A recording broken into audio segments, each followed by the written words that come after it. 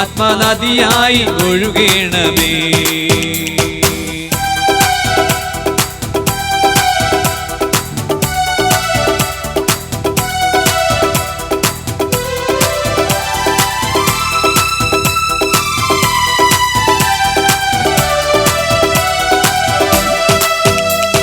സീനായി മലമുകളിൽ ഒരു തീജ്വാല ഞാൻ കാണുന്നു. ഇസ്രായേലിൻ ദൈവമേ, ആ തീ എന്നെ ഇറക്കണമേ. സീനായി മലമുകളിൽ ഒരു തീജ്വാല ഞാൻ കാണുന്നു. ഇസ്രായേലിൻ ദൈവമേ, ആ തീ എന്നെ ഇറക്കണമേ. തീ പോലെ ഇറങ്ങണമേ, അഗ്നിനാവായി പതിയണമേ. കൊടുങ്കാറ്റായി വീശണമേ, ആത്മനദിയായി ഒഴുകണമേ. കരങ്ങൾ ഉയർത്തി. തീ പോലെ ഇറങ്ങണമേ, അഗ്നിനാവായി പതിയണമേ. കൊടുങ്കാറ്റായി വീശണമേ, ആത്മനദിയായി ഒഴുകണമേ.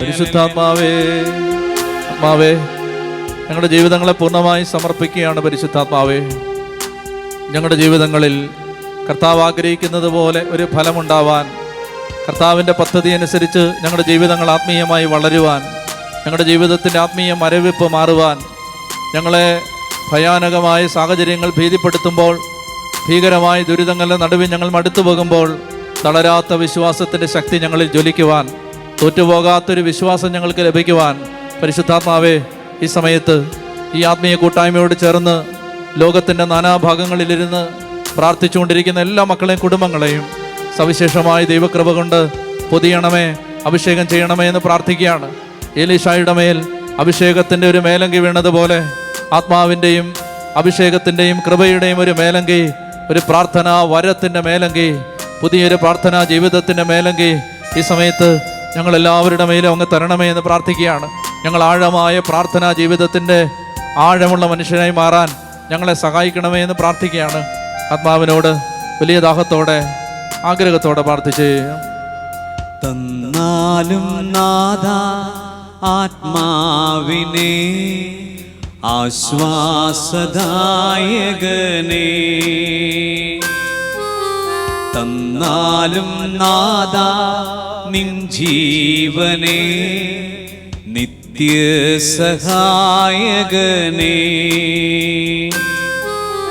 തന്നാലും നാഥ ആത്മാവിനെ, ആശ്വാസദായകനെ.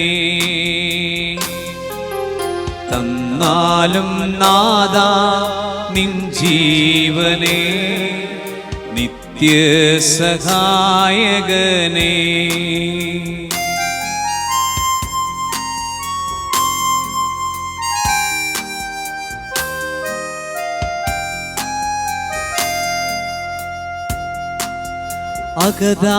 അകതാരിലുണർവിൻ്റെ പനിനീരു തൂകി അവിരാമമൊഴുകി വരൂ. വരദാനവാരിതെ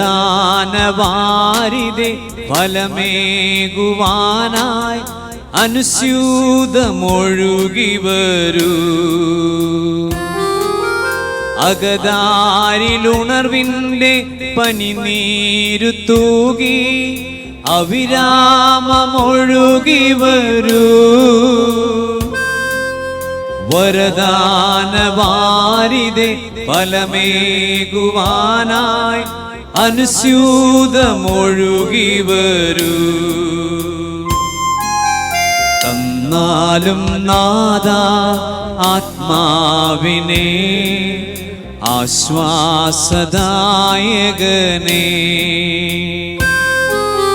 തന്നാലും നാഥാ നിൻ ജീവനെ നിത്യസഹായകനേ. ഹല്ലേലൂയ ഹല്ലേലൂയ ഹല്ലേലൂയ ഹല്ലേലൂയ ഹല്ലേലൂയ. യേശുവേ ആരാധന ആരാധന ആരാധന ആരാധന ആരാധന ആരാധന ആരാധന. യേശുവേ ആരാധന ആരാധന ആരാധന ആരാധന ആരാധന ആരാധന ആരാധന ആരാധന ആരാധന ആരാധന. ഹല്ലേലൂയ ഹല്ലേലൂയ ഹല്ലേലൂയ ഹല്ലേലൂയ ആരാധന ഹല്ലേലൂയ ഹല്ലേലൂയ ഹല്ലേലൂയ ആരാധന ആരാധന. യേശുവേ ഹല്ലേലൂയ ഹല്ലേലൂയ ഹല്ലേലൂയ ആരാധന ഹല്ലേലൂയ ഹല്ലേലൂയ ഹല്ലേലൂയ ഹല്ലേലൂയ ആരാധന ആരാധന ആരാധന ആരാധന. പരിശുദ്ധ അമ്മയെ മാതാവേ, അമ്മയോട് ചേർന്ന് ഈ സമയത്ത് ഞങ്ങൾ കർത്താവിൻ്റെ വചനം ധ്യാനിക്കാൻ ഒരുങ്ങുകയാണ്. പരിശുദ്ധ അമ്മയെ സ്വർഗാരോപണ തിരുനാളിനായി ഒരുങ്ങുന്ന ഈ ഏറ്റവും അടുത്ത ദിവസങ്ങളിൽ മാതാവ് ഇത്രമാത്രം ആഴമായ പ്രാർത്ഥനയുടെയും ധ്യാനത്തിൻ്റെയും വ്യക്തിയായിരുന്നോ, അതുപോലെ ആത്മീയമായി ദൈവവചനം ദാഹിച്ച് വായിച്ച് പ്രാർത്ഥിച്ച് വചനത്തെ ധ്യാനിച്ച് ജീവിക്കുന്ന ആഴമായ പ്രാർത്ഥനാ ജീവിതമുള്ള മനുഷ്യരാക്കി ഞങ്ങളെയും മാറ്റാൻ അമ്മ ഈ ദിവസങ്ങളിൽ ഞങ്ങൾക്ക് വേണ്ടി പ്രാർത്ഥിക്കണമേ. ഞങ്ങളിന്ന് കേൾക്കാൻ പോകുന്ന വചനം ഞങ്ങളുടെ ജീവിതത്തിൽ സ്വാധീനം ചെലുത്തുവാൻ സ്വർഗത്തിൻ്റെ മധ്യസ്ഥം അമ്മ ഞങ്ങൾക്ക് തരണമേ. കൃപ നിറഞ്ഞ മറിയമേ, നിനക്ക് സമാധാനം. നമ്മുടെ കർത്താവ് നിന്നോടുകൂടെ, നീ സ്ത്രീകളിൽ അനുഗ്രഹിക്കപ്പെട്ടവളാകുന്നു. നിന്റെ ഉദരഫലമായി നമ്മുടെ കർത്താവ് യേശു മിശിഹ വാഴ്ത്തപ്പെട്ടവനാകുന്നു. പരിശുദ്ധ മറിയമേ, തമ്പുരാന്റെ അമ്മേ, പാപികളായ ഞങ്ങൾക്ക് വേണ്ടി ഇപ്പോഴും എപ്പോഴും ഞങ്ങളുടെ മരണസമയത്തും തമ്പുരാനോട് അപേക്ഷിച്ചുകൊള്ളണമേ. ആമേൻ. പിതാവിനും പുത്രനും പരിശുദ്ധാത്മാവിനും സ്തുതി. ആദിയിലെ പോലെ ഇപ്പോഴും എപ്പോഴും എന്നേക്കും ആമേൻ. ഈശോ മിശിഹായി സ്തുതിയായിരിക്കട്ടെ. എപ്പോഴെപ്പോഴും സ്തുതിയായിരിക്കട്ടെ.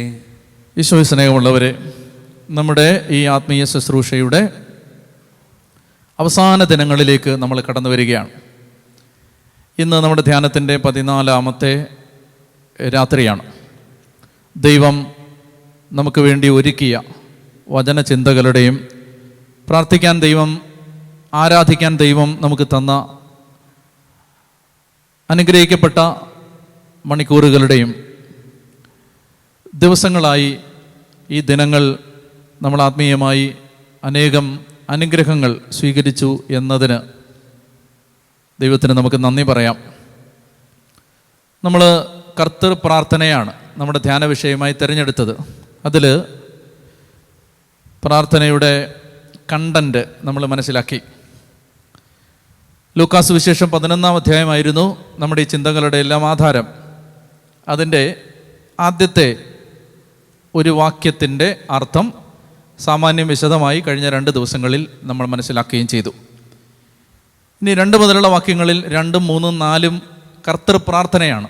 അതിൻ്റെ വിശദീകരണങ്ങൾ നമ്മൾ നടത്തി.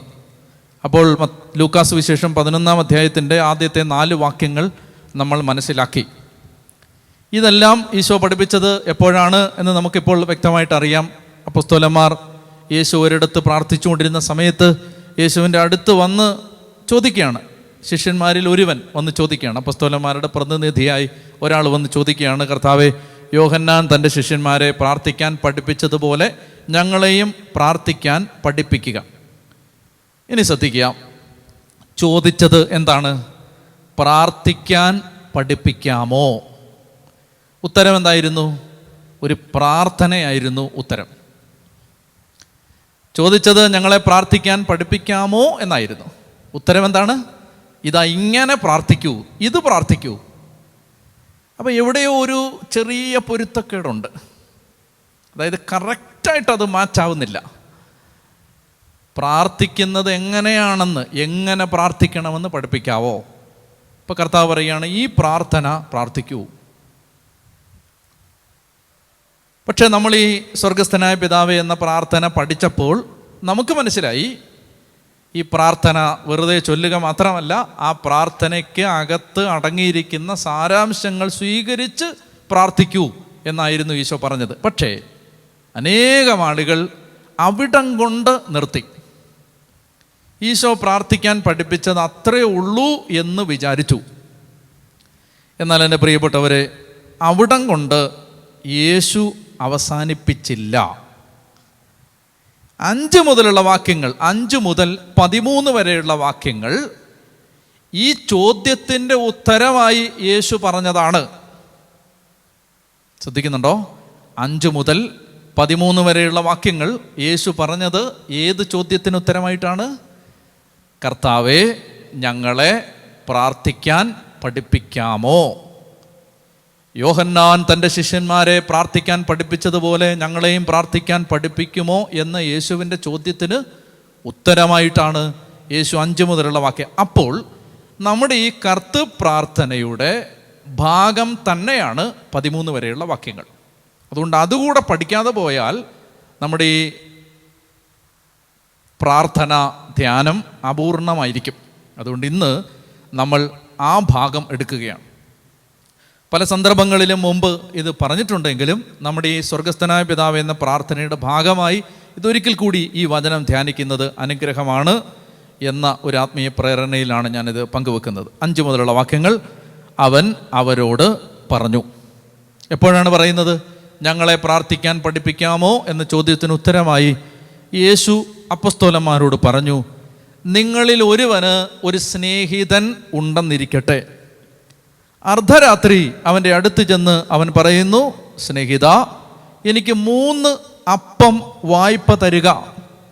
ഒരു സ്നേഹിതൻ യാത്രാമധ്യേ എൻ്റെ അടുക്കൽ വന്നിരിക്കുന്നു, അവന് കൊടുക്കാൻ എനിക്കൊന്നുമില്ല. അപ്പോൾ അവൻ്റെ സ്നേഹിതൻ അകത്ത് നിന്ന്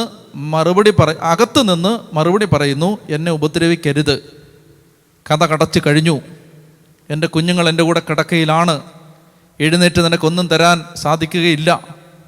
ഞാൻ നിങ്ങളോട് പറയുന്നു, സ്നേഹിതനാണ് എന്നതിൻ്റെ പേരിൽ അവനൊന്നും കൊടുക്കുകയില്ലെങ്കിൽ തന്നെ നിർബന്ധം നിമിത്തം എഴുന്നേറ്റ് അവന് വേണ്ടത് നൽകും.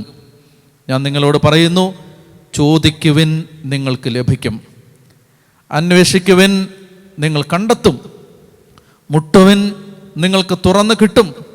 എന്തെന്നാൽ ചോദിക്കുന്ന ഏവനും ലഭിക്കുന്നു, അന്വേഷിക്കുന്നവൻ കണ്ടെത്തുന്നു, മുട്ടുന്നവന് തുറന്നു കിട്ടുകയും ചെയ്യുന്നു. നിങ്ങളിൽ ഏതൊരു പിതാവാണ് മകൻ മീൻ ചോദിച്ചാൽ പകരം പാമ്പിനെ കൊടുക്കുക, മുട്ട ചോദിച്ചാൽ പകരം തേളിനെ കൊടുക്കുക?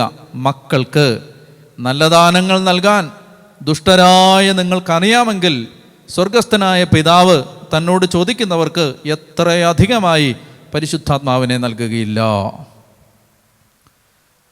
അപ്പോൾ കർത്തൃപ്രാർത്ഥന പഠിപ്പിച്ച പശ്ചാത്തലത്തിൽ കർത്താവ് ഈശോ മിശിഹ പ്രാർത്ഥിക്കാൻ പഠിപ്പിക്കാമോ എന്ന ചോദ്യത്തിന് ഉത്തരമായി പറഞ്ഞ ഉപമ കഥ ആണ് ഇത്.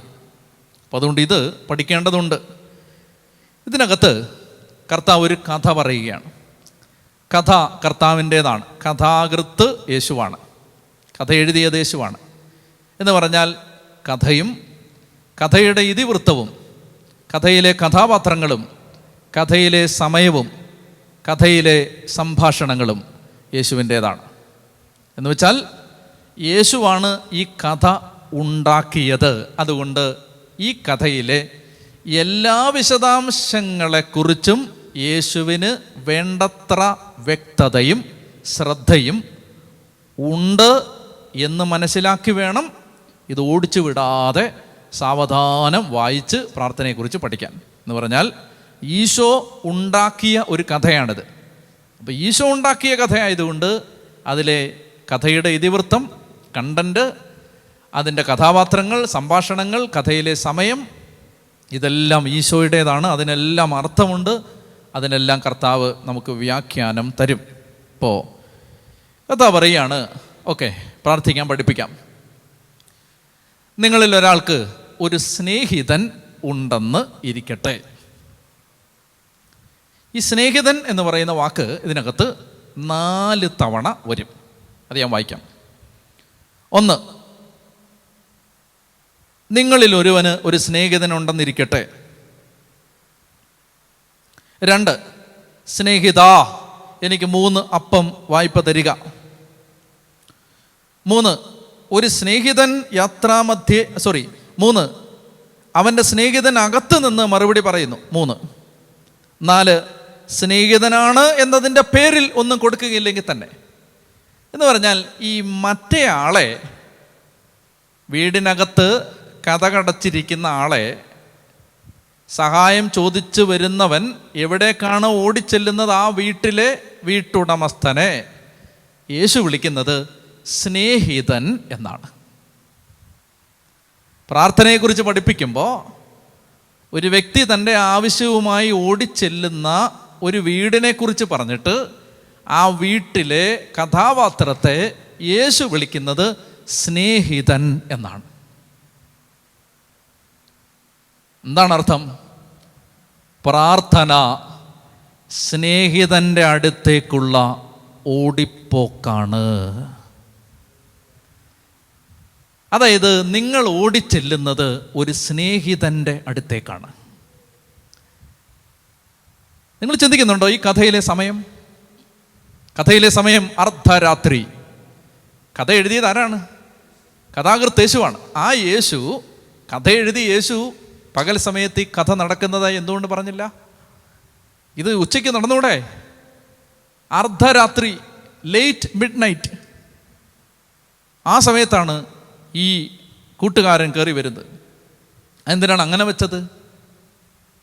അർദ്ധരാത്രി. അതിനെക്കുറിച്ച് ഞാൻ പറയാം. ഇപ്പം സ്നേഹിതൻ ഒന്ന് തീർക്കാം നമുക്കതിന് മുമ്പ്. ഈ സ്നേഹിതൻ അർദ്ധരാത്രിയിൽ ഒരാവശ്യം വന്നാൽ ഓടിച്ചെല്ലാമെന്ന് ഉറപ്പുള്ള ഒരു സ്നേഹിതൻ, ഓടിച്ചെന്നാൽ തള്ളിക്കളയില്ലെന്ന് വിശ്വസിക്കാൻ പറ്റുന്ന ഒരു സ്നേഹിതൻ. പെട്ടെന്ന് നിങ്ങളുടെ മനസ്സിലേക്ക് ആദ്യം വരുന്ന ആൾ, ഒരു ക്രൈസിസ് വരുമ്പോൾ വേഗം മനസ്സിലേക്ക് ഈ ആൾ സഹായിക്കുമെന്ന് നിങ്ങൾ ആരെക്കുറിച്ച് ആദ്യം ചിന്തിക്കുന്നോ, നിങ്ങളുടെ മനസ്സിൻ്റെ അകത്തളങ്ങളിലേക്ക് വാതിൽ തുറന്ന ആര് ആദ്യം കയറി വരുന്നോ അയാൾ, ആ വ്യക്തി എന്ന് പറഞ്ഞാൽ സഹായിക്കുമെന്ന് നിങ്ങൾക്ക് നല്ല ഉറപ്പുള്ള ഒരാൾ. ആരാണ് ഈ സ്നേഹിതൻ? ആ സ്നേഹിതനെയാണ് ഈ ഉപമയുടെ അവസാനം കർത്താവ് വിളിക്കുന്നത് സ്വർഗസ്ഥനായ പിതാവ്. ഈ പ്രാർത്ഥിക്കാൻ നമുക്കൊരു ഉറപ്പ് തരുന്നത് എന്തെന്നറിയാമോ? പ്രാർത്ഥന കേൾക്കാൻ ഒരാൾ അവിടെ ഉണ്ട് എന്ന ഉറപ്പാണ്. എന്താണ് നിങ്ങളെ പ്രാർത്ഥിക്കാൻ പ്രേരിപ്പിക്കുന്നത്? നിങ്ങൾക്കൊരാപത്ത് വരുമ്പോൾ, ഒരു പ്രശ്നം വരുമ്പോൾ, ഒരു കണ്ണുനീര് വരുമ്പോൾ, നിങ്ങളെ ആരും സഹായിക്കാനില്ലാതാവുമ്പോൾ കർത്താവിൻ്റെ അടുത്തേക്ക് ഓടിച്ചെല്ലാൻ നിങ്ങളെ എന്താണ് ഈ നാളുകളിലെല്ലാം പ്രേരിപ്പിച്ചത്? കാണാനും കേൾക്കാനും മറുപടി പറയാനും വിശ്വസിക്കാവുന്ന ഒരാൾ, ഉറപ്പുള്ള ഒരാൾ അവിടെ ഉണ്ട് എന്ന് കഴിഞ്ഞ കാലങ്ങളിലെ അനുഭവങ്ങൾ നമുക്ക് തെളിയിച്ച് തന്നിട്ടുണ്ട്. സ്നേഹിതൻ 4 തവണയാണ് സ്നേഹിതൻ. അപ്പം അതുകൊണ്ട് എന്നെ കേൾക്കുന്ന പ്രിയപ്പെട്ടവരെ, പ്രാർത്ഥനാ ജീവിതത്തിൽ നിങ്ങൾ വളരാൻ ആഗ്രഹിക്കുന്നെങ്കിൽ ഈ 1ാമത്തെ ഉറപ്പുണ്ടാവണം. നമുക്ക് ഓടിച്ചെല്ലാവുന്ന ഒരു സ്ഥലമുണ്ട്. അതുകൊണ്ടാണ് ഇയാൾ ഈ അർദ്ധരാത്രിയിൽ അയാൾ ഈ മനുഷ്യൻ്റെ വീട് ഓർത്തത്. ഹോട്ടലിൽ പോകാൻ പറ്റില്ല, ഹോട്ടൽ അടച്ചു കഴിഞ്ഞു, കടകളൊന്നും തുറന്നിരിപ്പില്ല. വേറെ എവിടെ ഇനി ഈ രാത്രിയിൽ വെളിച്ചമുണ്ടോ? വെളിച്ചമില്ല, രാത്രിയാണ്, വഴി വ്യക്തതയില്ല, വലിയ ബുദ്ധിമുട്ടും പ്രതിസന്ധിയൊക്കെ നിറഞ്ഞ വഴിയിലൂടെ വേണം പോവാൻ. പക്ഷേ എന്ത് സംഭവിച്ചാലും വേണ്ടില്ല, പെട്ടെന്ന് ഓടിച്ചെല്ലാൻ പറ്റുന്ന ഒരിടം, അങ്ങനെ ഒരിടമേ ഉള്ളൂ ലോകത്ത്. അത് കർത്താവിൻ്റെ സന്നിധിയാണ്. റെക്കമെൻഡേഷൻ ഇല്ലാതെ, ശുപാർശ കത്തുകളില്ലാതെ, ആരുടെയും ശുപാർശകളില്ലാതെ നിങ്ങൾക്ക് ഓടിച്ചെല്ലാൻ പറ്റുന്ന ഒറ്റ ഇടമേ ഉള്ളൂ. അത് നിങ്ങളുടെ പ്രെയർ റൂമാണ്. അവിടേക്ക് പോകും. അവിടെ നിങ്ങൾക്ക് ആരുടെയും റെക്കമെൻഡേഷൻ ആവശ്യമുണ്ടോ? ആരെങ്കിലും നിങ്ങളെ റെക്കമെൻഡ് ചെയ്യും, ശുപാർശ ചെയ്യേണ്ട ആവശ്യമുണ്ടോ? ആരെങ്കിലും പറയണോ അതെ ഈ ആൾ അങ്ങോട്ട് വരുന്നുണ്ടെന്ന് ഒന്ന് പരിഗണിച്ചേക്കണം? ആരുടെയും ശുപാർശയില്ലാതെ നിങ്ങൾക്ക് കോൺഫിഡൻ്റായിട്ട് കയറി ചെല്ലാൻ ഏത് അർദ്ധരാത്രിയിലും പറ്റുന്ന ഒരിടമേ ഉള്ളൂ. അത് നിങ്ങളുടെ പ്രാർത്ഥനാമുറിയാണ്, കർത്താവിൻ്റെ സന്നിധിയാണ്. 1ാമത്തെ കാര്യം. പ്രാർത്ഥിക്കാൻ പഠിപ്പിക്കാവോ എന്ന ചോദ്യത്തിൻ്റെ ഉത്തരം പ്രാർത്ഥിക്കാൻ പഠിപ്പിക്കാം. പ്രാർത്ഥിക്കാൻ പഠിപ്പിക്കുന്ന 1ാമത്തെ കാര്യം, ഏത് സമയത്തും നിനക്ക് ഓടിച്ചെല്ലാൻ കർത്താവിൻ്റെ സന്നിധി തുറന്നു കിടക്കുകയാണ്. ഈ ആലയത്തിന് അടച്ചുപൂട്ടിയ വാതിലുകൾ ഇല്ല. ആ ഹൃദയം എപ്പോഴും മലർക്കെ തുറന്നിട്ടിരിക്കുകയാണ്. ആർക്ക് ഏത് സമയത്തും ചെല്ലാം, ഏത് അർദ്ധരാത്രിയിലും ഏത് വിദൂരതയിൽ നിന്നും നിങ്ങൾക്ക് ദൈവത്തെ വിളിക്കാം. ഇനി രണ്ടാമത്തേത് അർദ്ധരാത്രി. അപ്പം എൻ്റെ ആ മുമ്പ് ചോദിച്ച ചോദ്യം ഓർക്കുക. ഇയാൾക്ക് നട്ടുച്ചയ്ക്ക് വന്നുകൂടായിരുന്നോ? രാവിലെ വന്നുകൂടായിരുന്നോ? അല്ലെങ്കിൽ പറഞ്ഞിട്ട് വന്നുകൂടായിരുന്നോ? അർദ്ധരാത്രിയിൽ എന്തുകൊണ്ടാണ് ഇങ്ങനെ ഒരാൾ ഇയാളുടെ വീട്ടിലെത്തുന്നത് എന്ന് പറഞ്ഞാൽ, അർദ്ധരാത്രിയിലെത്തിയ കൂട്ടുകാരൻ എന്ന് പറഞ്ഞാൽ അതിൻ്റെ അർത്ഥം അപ്രതീക്ഷിതമായി എത്തുന്ന അതിഥി, ക്ഷണിക്കാതെ വരുന്ന ഒരാൾ, വിളിക്കാതെ വന്നു കയറിയ ഒരാൾ. പക്ഷെ വന്നു, വിളിക്കാതെ വന്ന ഒരാൾ, പ്രതീക്ഷിക്കാത്ത സമയത്ത് വന്നു കയറിയ ഒരാൾ, സാധാരണ നമ്മൾ എക്സ്പെക്റ്റ് ചെയ്യാത്ത ഒരു നേരത്ത് കയറി വന്ന ഒരാൾ. ആരാണത്? അയാളെ വിളിക്കുന്ന പേരാണ് ദുരിതം, സഹനം, ക്രൈസിസ്. നാളെ സങ്കടം വരുമെന്ന് വിചാരിച്ചാണോ നമ്മൾ ഇന്ന് കിടന്നത്? തിങ്കളാഴ്ച രാവിലെ എനിക്കൊരു സഹനം ഉണ്ടാവുമെന്ന് വിചാരിച്ചാണോ ഞായറാഴ്ച നിങ്ങൾ രാത്രി ലൈറ്റ് ഓഫ് ചെയ്തത്? പ്രതീക്ഷിച്ചില്ല. ഒട്ടും പ്രതീക്ഷിക്കാത്ത നേരത്താണ് ചില സഹനത്തിൻ്റെ, സങ്കടത്തിൻ്റെ കാരമുള്ളുകൾ നമ്മുടെ ശരീരത്തിലേക്ക് ആഴ്ന്നിറങ്ങിയത്. ഒട്ടും പ്രതീക്ഷിക്കാത്ത നേരത്ത്, ദ മോസ്റ്റ് അൺഎക്സ്പെക്റ്റഡ് ടൈം, പെട്ടെന്നങ്ങ് വന്നു. അർദ്ധരാത്രി. ജീവിതമാണ് മക്കളെ, ജീവിതമാണ്. നമ്മൾ പ്രതീക്ഷിക്കുന്നത് പോലെ ഈ ജീവിതം പോവില്ല. 2019 ഡിസംബർ 30 വരെ നമ്മൾ ചിന്തിച്ചിരുന്നോ?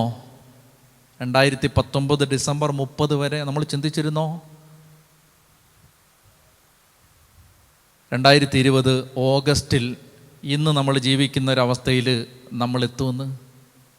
The most unexpected events, turn of events വരും. കർത്താവ് പറയാണ്, എന്തിനാണ് നീ പ്രാർത്ഥിക്കാൻ പഠിക്കേണ്ടത് എന്നറിയാവോ? എന്തിനാണ് നിനക്കൊരു പ്രാർത്ഥനാ ജീവിതത്തിൻ്റെ പരിശീലനം ആവശ്യമുള്ളത്? മോനെ, എന്നും ജീവിതം ഒരുപോലെ ആവില്ല. മോളെ, എന്നും ജീവിതം ഒരുപോലെ ആവില്ല. വസന്തം ഗ്രീഷ്മത്തിനും, ഗ്രീഷ്മം ശിശിരത്തിനും, ശിശിരം ഹേമന്തത്തിനും വഴിമാറുന്ന ഋതു പകർച്ചകൾ, ഋതുഭേദങ്ങൾ ജീവിതത്തിൽ വരും. പെരുമഴ മാറി പേമാരി മാറി, വെയിലുദിക്കും, വെയിൽ മാറി മഴ വരും. കാലാവസ്ഥ മാറും, പ്രകൃതി മാറും, അന്തരീക്ഷം മാറും, ജീവിതം മാറും. ഇന്ന് സന്തോഷമായിരിക്കും, നാളെ സങ്കടമായിരിക്കും. ഇന്ന് സമൃദ്ധിയായിരിക്കും, നാളെ ദാരിദ്ര്യമായിരിക്കും. ഇന്ന് സ്വീകാര്യതയായിരിക്കും, നാളെ തിരസ്കാരമായിരിക്കും. ഇന്ന് സ്വീകരണങ്ങളായിരിക്കും, നാളെ തള്ളിപ്പറയലുകളായിരിക്കും. ജീവിതമാണ്. അൺഎക്സ്പെക്റ്റഡായ സാധനങ്ങൾ കയറി വരും പ്രതീക്ഷിക്കാത്ത സമയത്ത്. അങ്ങനെയല്ലേ സഹനം വന്നേ? ഒറ്റ ഫോൺ കോൾ മതി നിങ്ങളുടെ തലവര മാറാൻ. ഒരു ഫോൺ കോൾ, ഇന്ന് രാത്രിയിൽ ഒരു ഫോൺ കോൾ വന്നാൽ ജീവിതം അപ്സൈഡ് ഡൗൺ മറിയാൻ, മേല് കീഴ് മറിയാൻ ഒറ്റ ഫോൺ കോൾ മതി. നല്ല രീതിയിൽ ഇങ്ങനെ പൊയ്ക്കൊണ്ടിരിക്കുന്ന ഒരു ജീവിതത്തിൻ്റെ ഭ്രമണപഥം തെറ്റാൻ ഒരു നിമിഷം വേണോ? പറ. എന്തിനാണ് പ്രാർത്ഥിക്കാൻ പഠിക്കേണ്ടതെന്നറിയാവോ? ഇങ്ങനെയാണ് ജീവിതം. ഈ ജീവിതത്തിൽ പ്രതീക്ഷിക്കാത്ത നൂറുകണക്കിന് സന്ദർഭങ്ങൾ വരും. അങ്ങനെ വരുമ്പോൾ ഓടിച്ചെല്ലാൻ, കോൺഫിഡൻ്റ് ആയിട്ട് ഓടിച്ചെല്ലാൻ ഒറ്റ ഇടമേ ഉള്ളൂ. ആ ഇടത്തിൻ്റെ പേര് കർത്താവിൻ്റെ സന്നിധി എന്നാണ്. ഒറ്റ ഇടം, വേറെ ഒരു സ്ഥലവുമില്ല. മനസ്സിലായോ? അതുകൊണ്ടാണ് ഈ കഥ ഈശോ പറയുന്നത്. അർദ്ധരാത്രിയിൽ ഒരു സ്നേഹിതൻ വന്നു. അപ്പം ഇവൻ എന്ത് ചെയ്യുന്നു? ഓടി സ്നേഹിതൻ്റെ അടുത്തേക്ക് ചെന്നു. സ്നേഹിതൻ, ഓർക്കണം കേട്ടോ, 4 തവണ സ്നേഹിതൻ ഓടിച്ചെന്നു. എന്നിട്ട് വിളിക്കുകയാണ്, സ്നേഹിതാ. വീടിൻ്റെ വെളിയിൽ നിൽക്കുകയാണ്. സ്നേഹിതാ.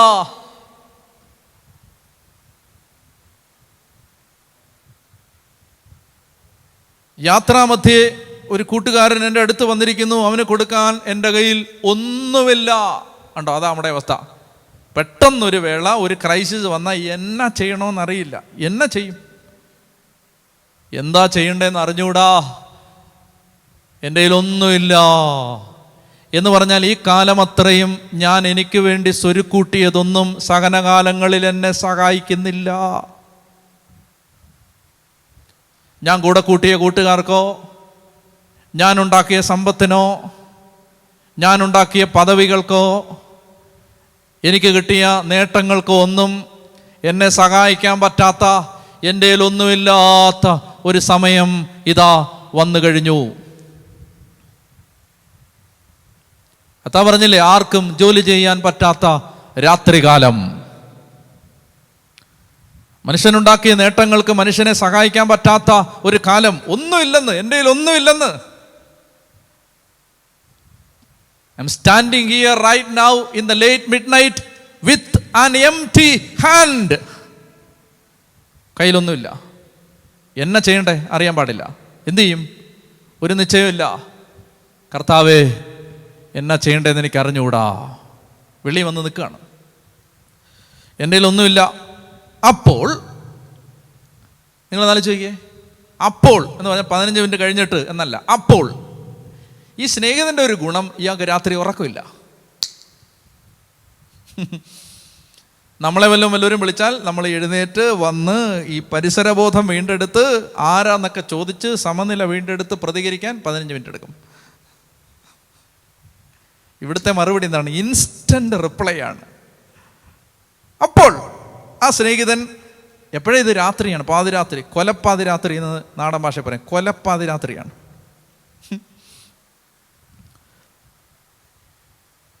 എന്നെ ഉപദ്രവിക്കരുത്, ഫസ്റ്റ് ഡയലോഗ്. എന്നെ ഉപദ്രവിക്കരുത്. കഥ അടച്ചു കഴിഞ്ഞു. മക്കൾ എൻ്റെ കൂടെ കിടക്കയിലാണ്. എഴുന്നേറ്റ് നിനക്കൊന്നും തരാൻ നിവൃത്തിയില്ല. സൂക്ഷിച്ച് വായിക്കണം. അപ്പം ഇല്ല എന്ന് ഇവിടെ പറഞ്ഞിട്ടില്ല, അപ്പം ഉണ്ട്. തരാൻ സൗകര്യമില്ലെന്ന്. അപ്പം ഇല്ലെന്ന് പറഞ്ഞിട്ടില്ല. അയ്യോ സഹോദര, ഒന്നുമില്ലല്ലോ, ചോറിനകത്ത് വെള്ളം ഒഴിച്ചല്ലോ എന്നല്ല പറഞ്ഞേ. എന്നാ പറഞ്ഞെന്നറിയാമോ? ഇപ്പം തരാൻ സൗകര്യമില്ലെന്ന്. തരാൻ സൗകര്യമില്ലെന്ന് പറഞ്ഞാൽ ഇപ്പം ഇത് മെനക്കേടാന്ന് ഇത് എഴുന്നേറ്റ് തരുന്നത്. ഇത് കഥ കടച്ച് പൊക്കെ, കഥ കടച്ചു, പിള്ളേരുണ്ട്, എല്ലാവരും കിടന്നു കഴിഞ്ഞു, ഞാൻ കിടക്കയിലാണ്, എഴുന്നേറ്റ് തരാൻ നിവൃത്തിയില്ല എന്ന് പറഞ്ഞാൽ എഴുന്നേറ്റ് ഇപ്പം തരാൻ സൗകര്യമില്ല. അതെന്താണ് ഈ പറഞ്ഞതിൻ്റെ അർത്ഥം? ഈ ന്യായങ്ങളെല്ലാം നിങ്ങൾ നോക്കി, ഇതെല്ലാം മുടന്തൻ ന്യായങ്ങളാണ്. ലെയിം എക്സ്ക്യൂസസ് എന്ന് പറഞ്ഞാൽ എന്താ? ഇതൊന്നും ശരിക്കുള്ള ന്യായമല്ല, ചുമ്മാ പറയുന്നതാണിത്. കഥ കടച്ചു കഴിഞ്ഞു, ഓക്കെ, കഥ കോൺക്രീറ്റ് ഇട്ട് അടച്ചൊന്നും അല്ലല്ലോ. കുറ്റിയിളക്കി അത് തുറക്കത്തില്ലേ? തുറക്കും. മക്കൾ എൻ്റെ കൂടെ കിടക്കയിലാണ്. നീ മക്കളെക്കാളും ചെറുതൊന്നും അല്ലല്ലോ. മക്കൾ ഉണരാതെ കട്ടിലിൽ നിന്ന് എഴുന്നേക്കാൻ നിനക്ക് അറിഞ്ഞുകൂടെ? ഞാൻ കിടക്കയിലാണ്. കിടക്കയിൽ ആജീവനാന്തം കിടക്കാൻ വേണ്ടി നീ കിടന്നതല്ലല്ലോ. രാവിലെ എഴുന്നേക്കത്തില്ലേ? അതുപോലെ ഇപ്പോൾ എഴുന്നേക്ക്. എഴുന്നേറ്റൊന്നും തരാൻ നിവൃത്തിയില്ല. നീ ഒരിക്കലും എഴുന്നേക്കാതെ തളർന്നു കിടക്കുമെന്നല്ലല്ലോ. എന്ന് പറഞ്ഞാൽ ഇതെല്ലാം ലെയിം എക്സ്ക്യൂസസ് ആണ്. എന്ന് പറഞ്ഞാൽ ഇത് ചുമ്മാ പറയുന്ന ന്യായങ്ങളാണ്. പ്രാർത്ഥനാ ജീവിതത്തിൽ നിങ്ങൾ ചോദിക്കുന്ന ഉടനെ ഉത്തരം കിട്ടണമെന്നില്ല. ആദ്യം ചിലപ്പോൾ വരുന്നത് നെഗറ്റീവായ കമൻറ്റുകളായിരിക്കും. അതൊരു പരീക്ഷണമാണ്. നീ ഇനിയും ഈ വാതിൽ തുറക്കപ്പെടുന്നത് വരെ വെളിയിൽ നിൽക്കുമോ എന്നറിയാനുള്ള ടെസ്റ്റാണത്. ടെസ്റ്റ്. കഥ കടച്ചു കഴിഞ്ഞു. മക്കൾ എൻ്റെ കൂടെ കിടക്കയിലാണ്. ഞാൻ കിടന്നു കഴിഞ്ഞു. എഴുന്നേറ്റൊന്നും തരാൻ നിവൃത്തിയില്ല. 3-4 ന്യായങ്ങൾ പറഞ്ഞു. ഇനി ഇതിനകത്തൊരു കാര്യം കൂടിയുണ്ട്. വന്ന് ചോദിക്കുന്ന ചോദ്യത്തിനകത്ത്, സ്നേഹിത എനിക്ക് എത്ര അപ്പം വായ്പ തരിക? 3 അപ്പം.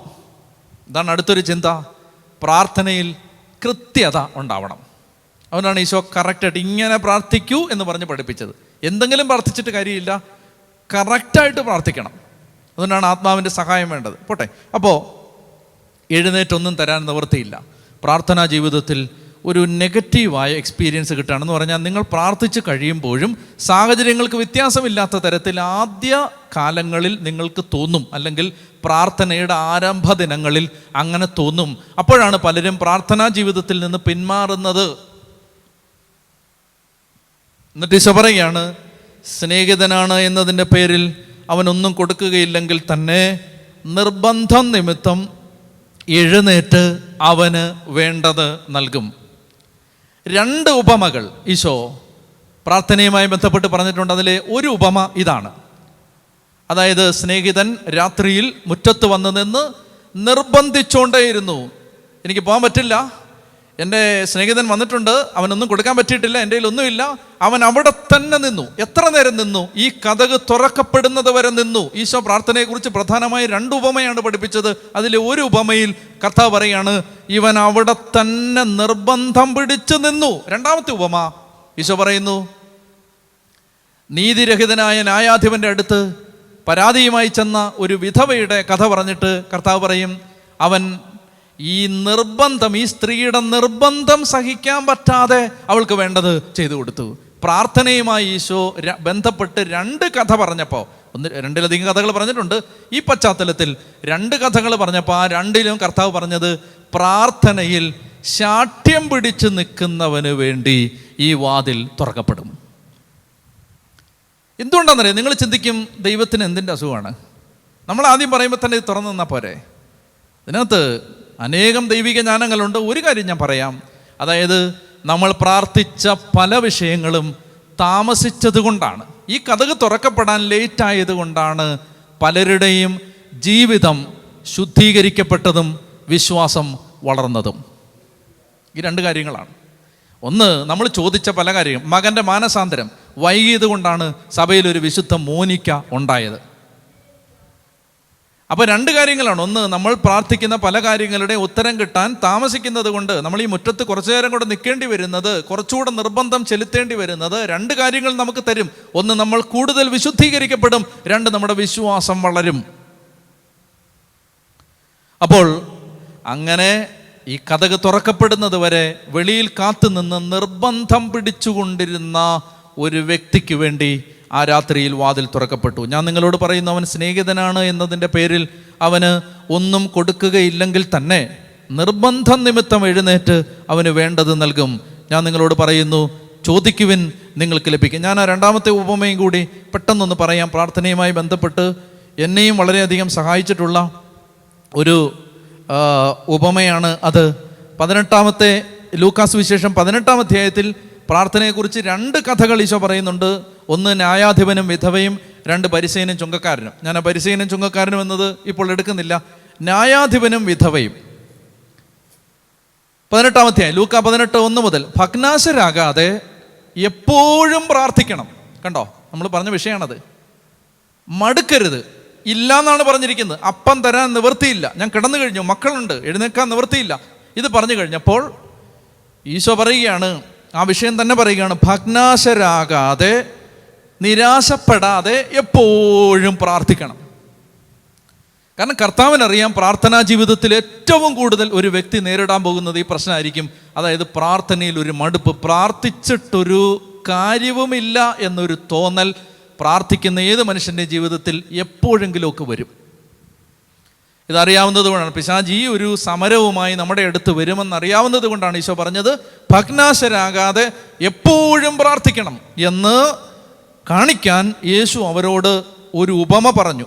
ദൈവത്തെ ഭയപ്പെടുകയോ മനുഷ്യരെ മാനിക്കുകയോ ചെയ്യാത്ത ഒരു ന്യായാധിപൻ ഒരു പട്ടണത്തിൽ ഉണ്ടായിരുന്നു. ആ പട്ടണത്തിൽ ഒരു വിധവയും ഉണ്ടായിരുന്നു. അവൾ വന്ന് അവനോട് എതിരാളികൾക്കെതിരെ എനിക്ക് നീതി നടത്തി തരണമേ എന്ന് അപേക്ഷിക്കുമായിരുന്നു. കുറേ നാളത്തേക്ക് അവനത് ഗൗനിച്ചില്ല. പിന്നീട് അവൻ ഇങ്ങനെ ചിന്തിച്ചു, ഞാൻ ദൈവത്തെ ഭയപ്പെടുകയോ മനുഷ്യരെ മാനിക്കുകയോ ചെയ്യുന്നില്ല, എങ്കിലും ഈ വിധവ എന്നെ ശല്യപ്പെടുത്തുന്നത് കൊണ്ട് ഞാൻ അവൾക്ക് നീതി നടത്തി കൊടുക്കും, അല്ലെങ്കിൽ അവൾ കൂടെ കൂടെ വന്ന് എന്നെ അസഹ്യപ്പെടുത്തും.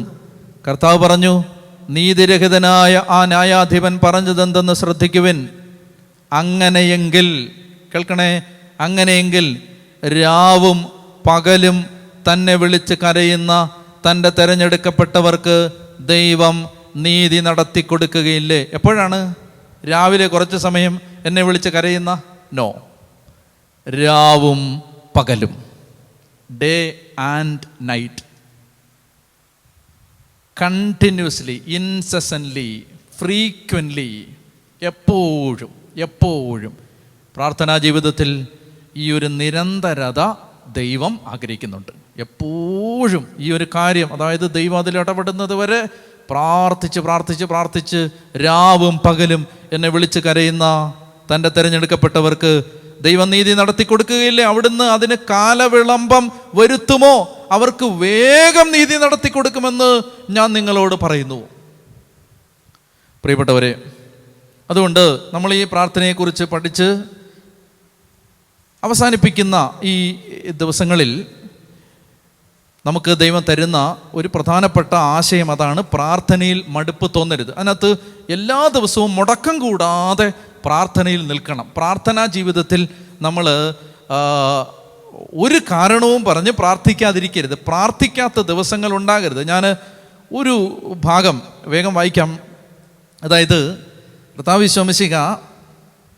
കർത്താവിശ്വമിശിഹായുടെ പ്രാർത്ഥനാ ജീവിതത്തെക്കുറിച്ച് നമുക്ക് മനസ്സിലാക്കാൻ പറ്റുന്ന ഒരു ഭാഗം വേഗം ഒന്ന് വായിക്കാം. ഈ ലൂക്കായുടെ സുവിശേഷത്തെ സാധാരണയായി വിളിക്കുന്നത് പ്രാർത്ഥനയുടെ സുവിശേഷം എന്നാണ്. കാരണം പ്രാർത്ഥനയെക്കുറിച്ചുള്ള വിശേഷങ്ങൾ ഏറ്റവും കൂടുതൽ നമുക്ക് പറഞ്ഞു തരുന്നൊരു സുവിശേഷകൻ ലൂക്കായാണ്. അതുകൊണ്ട് നിങ്ങൾ ആരെങ്കിലും പ്രാർത്ഥനയെക്കുറിച്ച് പഠിക്കാൻ ആഗ്രഹിക്കുന്നെങ്കിൽ നിങ്ങൾ പഠിക്കേണ്ട സുവിശേഷം ലൂക്കാ സുവിശേഷമാണ്. അതിനകത്താണ് പ്രാർത്ഥനയുടെ ഇഷ്ടം പോലെ മാതൃകകളുണ്ട്. ഉദാഹരണത്തിന് അത് ആരംഭിക്കുന്നത് തന്നെ ദേവാലയത്തിൽ പ്രാർത്ഥിച്ചുകൊണ്ടിരുന്ന സക്കറിയയെക്കുറിച്ച് പറഞ്ഞുകൊണ്ടാണ്. അതിനുശേഷം പ്രാർത്ഥിച്ചുകൊണ്ടിരുന്ന മറിയത്തെ ആ സുവിശേഷം ചൂണ്ടിക്കാണിക്കുന്നു. പിന്നീട് ദേവാലയത്തിൽ അനേക വർഷങ്ങളായി പ്രാർത്ഥിച്ചുകൊണ്ടിരുന്ന ശിമയോനെ പരിചയപ്പെടുത്തുന്നു. പിന്നീട് അനേക വർഷങ്ങളായി ദേവാലയത്തിൽ പ്രാർത്ഥിച്ചുകൊണ്ടിരുന്ന ഹന്നായെ പരിചയപ്പെടുത്തുന്നു. അങ്ങനെ ഇതൊരു പ്രെയർ ഗോസ്പലാണ്. അതുകൊണ്ട് പ്രാർത്ഥനയെക്കുറിച്ച് പഠിക്കാൻ ആഗ്രഹിക്കുന്നവർ ലൂക്കാ സുവിശേഷം കൂടുതൽ ശ്രദ്ധയോടെ വായിക്കുക. ലൂക്കായുടെ സുവിശേഷത്തിൽ ഞാൻ ഒരു ആശയം നിങ്ങളുമായിട്ട് പങ്കുവെക്കാം. വളരെ ശ്രദ്ധിച്ച് കേൾക്കുക. ലൂക്കാ സുവിശേഷത്തിൻ്റെ 4-ാമത്തെ അധ്യായത്തിൽ കർത്താവ് ഈശോ മിശിഹാ തൻ്റെ പരസ്യ ജീവിതം ആരംഭിച്ചതിനെക്കുറിച്ച് പറയുന്ന ഭാഗത്ത് നിങ്ങൾ ശ്രദ്ധിച്ചാൽ മതി. 4-ാം അധ്യായം 14-ാമത്തെ വാക്യം: യേശു ആത്മാവിൻ്റെ ശക്തിയോടെ ഗലീലയിലേക്ക് മടങ്ങിപ്പോയി. ഇനി ഒരു ദിവസത്തെ സംഭവങ്ങൾ ഞാൻ വായിക്കുകയാണ്. ഒരു ദിവസത്തെ സംഭവം, യേശുവിൻ്റെ ഒരു ദിവസത്തെ ടൈം ടേബിൾ. യേശു താൻ വളർന്ന സ്ഥലമായ നസറത്തിൽ വന്നു. നസറത്തിലാണ് ഇപ്പോൾ. എന്നിട്ട് സിനഗോഗിൽ പ്രവേശിച്ച് വായിച്ചു. എന്നിട്ട് അവിടെ വെച്ചൊരു പ്രശ്നമൊക്കെ ഉണ്ടായി. അവരവനെ പാറയുടെ മുകളിൽ നിന്ന്, മലയുടെ മുകളിൽ നിന്ന് താഴേക്ക് തള്ളിയിടാനായിട്ട് കൊണ്ടുപോയി. എന്നാൽ അവൻ അവരുടെ ഇടയിൽ നിന്ന് വിട്ടുപോയി. വിട്ടിട്ട് അവൻ തൊട്ടടുത്ത പട്ടണമായ കഫർനാമിലെത്തി. എന്നിട്ട് ഇത് ചിലപ്പോൾ ഒരു ദിവസമാവാം, അല്ലെങ്കിൽ അടുത്ത ദിവസമാവാം. അപ്പോൾ അവൻ കഫർനാമിലെത്തി. ഇത് ഡേ 2 ആണെന്ന് വെച്ചോ. ആദ്യത്തെ ദിവസം നസറത്തിൽ നിന്നിട്ട് 2-ാമത്തെ ദിവസം അവൻ കഫർനാമിലെത്തി. ഇനി കഫർനാമിലെത്തിയിട്ട് യേശുവിൻ്റെ പ്രവർത്തനങ്ങൾ നമുക്കൊന്ന് വായിക്കാം. 31 മുതൽ: പിന്നെ അവൻ, ലൂക്കാ 4:31 ഞാൻ വായിക്കുന്നത്, പിന്നെ അവൻ ഗലീലയിലെ ഒരു പട്ടണമായ കഫർനാമിലെത്തി.